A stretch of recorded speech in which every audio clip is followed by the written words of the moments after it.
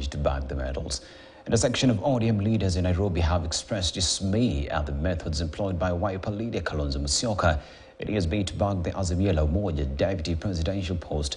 The leaders, who include ODM Secretary General Edwin Sifuna and Nairobi woman MP Esther Passaris, say that since each party has an equal opportunity at getting the position, it would only be fair for the aspirants to follow laid-down procedures instead of using underhand tactics.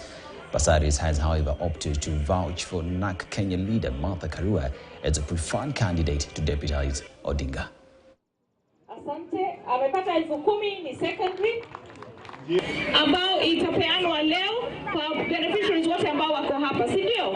Okay. Kama SG wa ODM nataka kudisclose hapa watu wa Nairobi wajue. Jana mimi niliandika barua kwa ile jopo inatafuta deputy president. Pia sisi watu wa ODM tuko na watu wanaweza hii kazi ya deputy president. Tulipeleka jina ya governor wa Mombasa Ali Hassan Joho. Hiyo bunge hiyo jopo ambaye inaangalia hiyo watu waangalie. Na tofauti na sisi, tofauti yetu sisi watu wa ODM, hautuoni kwa masoko, sijui wapi tukitoa vitisho ati no Joho no baba. Umesikia hiyo kweli? Kwa sababu hii kazi inatafutwa kwa upole. Mnatafuta mtu ambaye anaenda kuwa msaidizi wa rais. Kwa hivyo nataka kuomba wenzetu ndani ya Azimio, tuache vitisho bwana.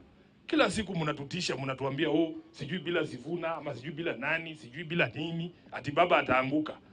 Nyinyi mnapigia baba kura kwa sababu ya Sifuna? Si mnampigia kwa sababu ya hii mpango ambayo tumezungumza? Kwa hivyo kama mtu anafikiria yeye ndio lazima akue pale ndio baba ashinde, tunataka kumwambia Raila anachaguliwa kwa sababu ya historia yake ya kusimama na wananchi na mipango yake mizuri ambaye tumezungumzia hapa. Alafu upande wa hii deputy president, wajua tukianza mwanzo tulikuwa tunatembea na Peter Kenneth.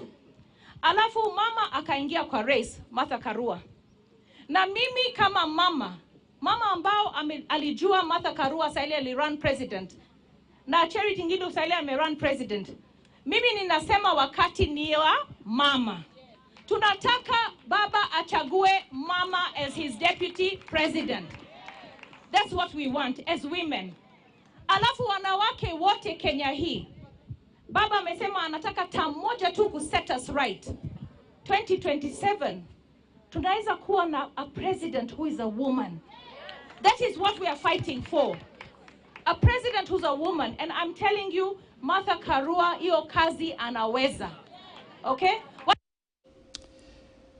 Clearly, the deputy president position is a headache for both the coalitions.